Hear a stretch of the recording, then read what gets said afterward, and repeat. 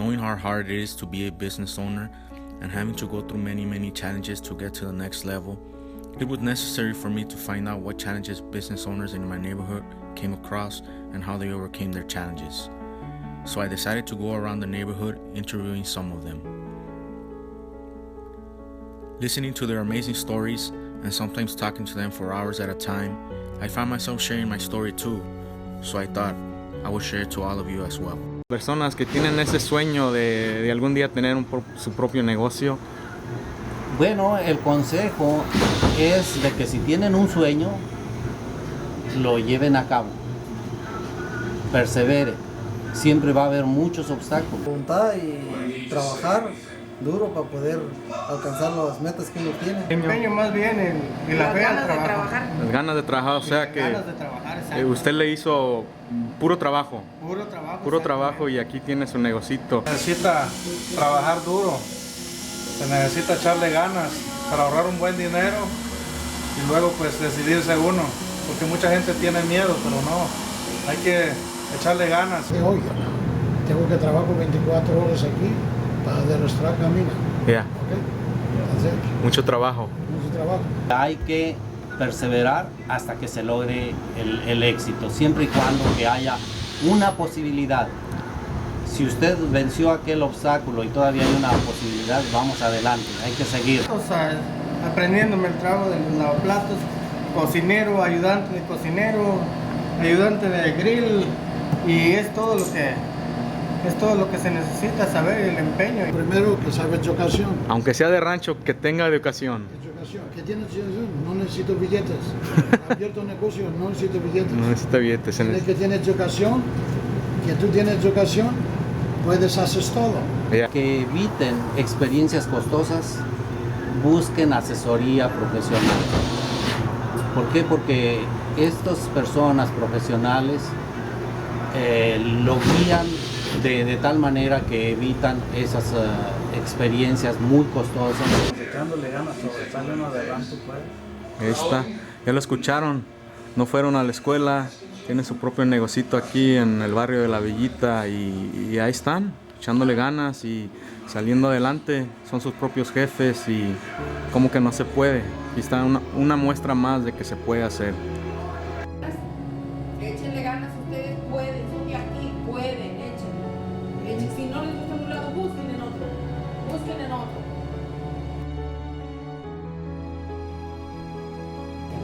Y van allá.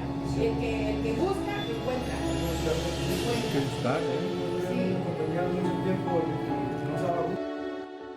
I was born in Chicago, lived in Pilsen till I was like in the 3rd grade, and Little Village all my life after that, both huge Latino communities on the south side of Chicago.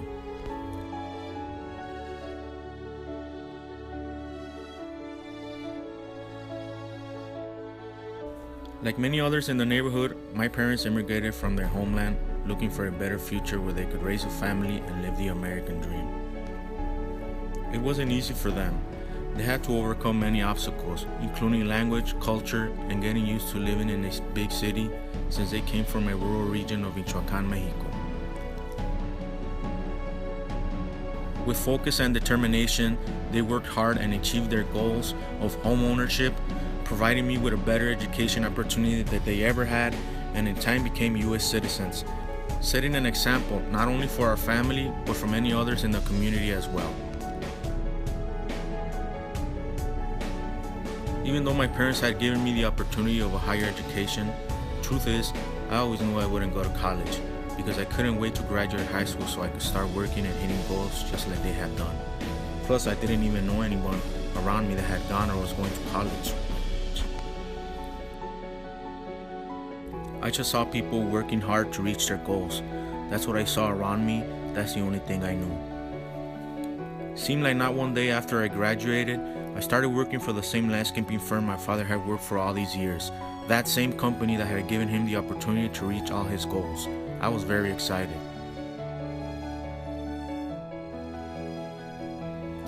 I worked there for a couple seasons, learned the basics of the business, and decided to let my entrepreneurial spirit free.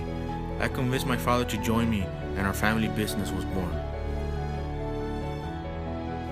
Business was good, Within a short period of time, we had many employees and hundreds of accounts. I was making a decent living. My income had increased quite a bit. I had the freedom to do many things that were not so common in my circle of friends and family. It had given me the opportunity to buy myself a few homes, travel to a few places, and start a few more businesses, and even spend money recklessly with my friends like a damn fool. 2011, the landscape construction side of the business had slowed down. Nothing new I had not seen before. I was sure it would get better soon. It always got better. But then, boom! Many of the real estate developers I worked for were sitting on properties they could not sell, late effects of the housing market crash of 2008. Many couldn't recover and went bankrupt, taking me for a ride with them. The family business, my main business, the one that started it all, took a huge hit. Seemed like overnight my business was cut in half. Nobody was building properties and homeowners were not putting money into their homes. I didn't know what to do. I didn't know who to turn to. I didn't know how to make it better. I was devastated.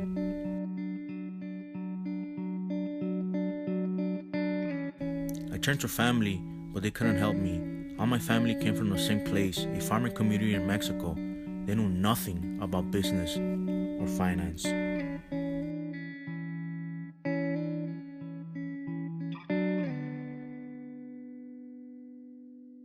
I turned to close friends. They couldn't help me either. Most of them didn't pursue a higher education like me. We grew up in the barrio. We kind of knew the same people. Friends and family were there for me. They wanted to help. They just didn't know how to help me. I was lost. I felt alone.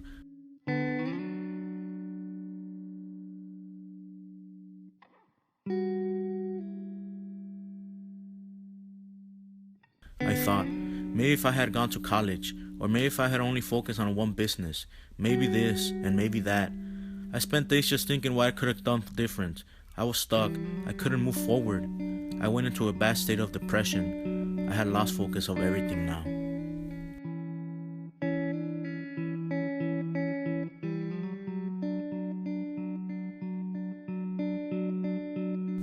"2013. I closed the doors of other small businesses I had. They were losing money because I wasn't around to oversee operations. To make matters worse, closing those businesses left me with a huge debt and lawsuits for breach of contract.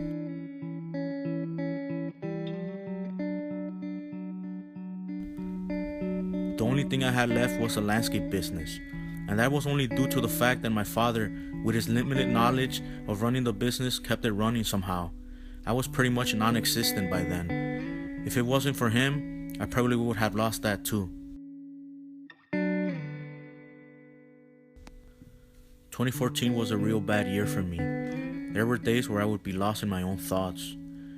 Days where the only thing I did was sleep. I just couldn't find the energy to get up and continue this fight. It was too painful for me. I had poured my heart out into these businesses. To me, it was more than just a business. It was part of my being.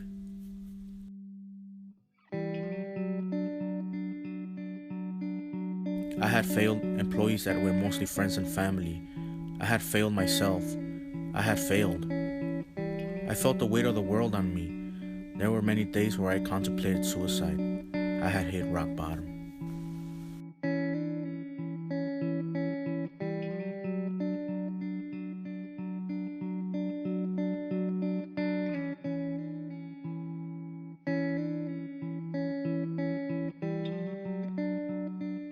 "2015. One night, thinking I couldn't take any more pain, I found myself preparing mentally for the worst. I had decided I would end the pain and suffering once and for all. I remember crying and crying, planning how I would end it. Tired and exhausted, I had cried myself to sleep instead. Next day, I woke up unusually calm, like if I was in peace with myself, thinking, this is it. This was the day.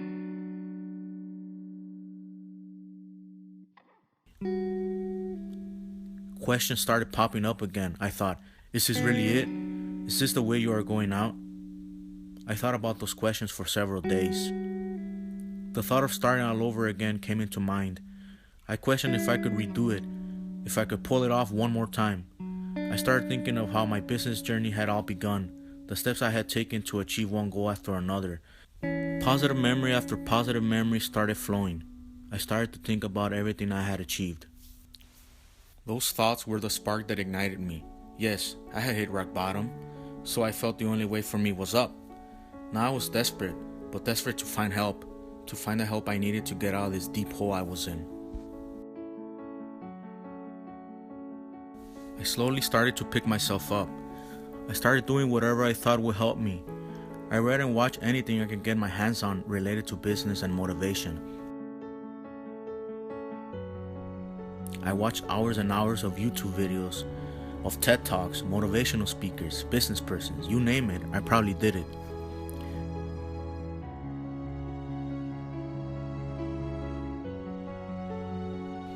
When I had the chance, I asked random business owners questions and found it interesting that they were more open to talk about their business than I had ever thought.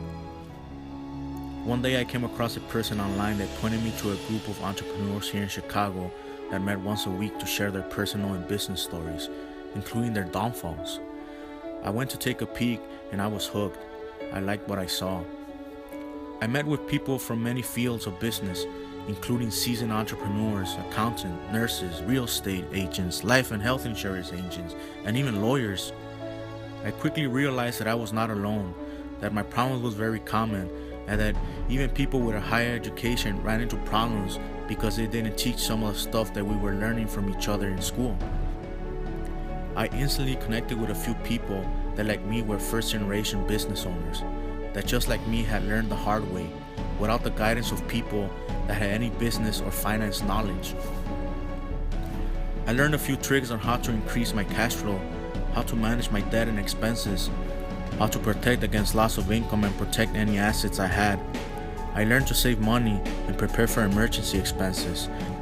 I learned how to reduce taxes and the importance of a budget and life insurance, and my personal favorite, long-term planning and business opportunities. I started 2016 with the knowledge I had learned and immediately put it into practice. I am now confident that I have my business and personal assets sitting on a solid foundation. The business that took me 10 plus years to build and I was so scared of losing has more than doubled in growth in less than 1 year. Those debts that I had inherited when I had to close the small business in 2013 are almost gone. I also helped 2 friends start businesses this year and became partners with them.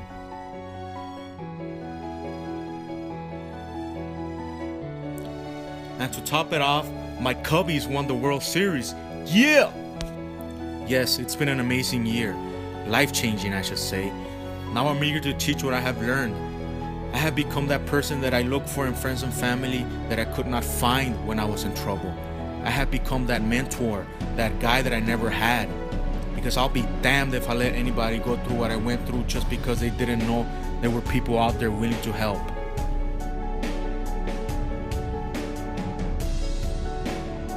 As you guys can see, my journey wasn't easy, but I never gave up.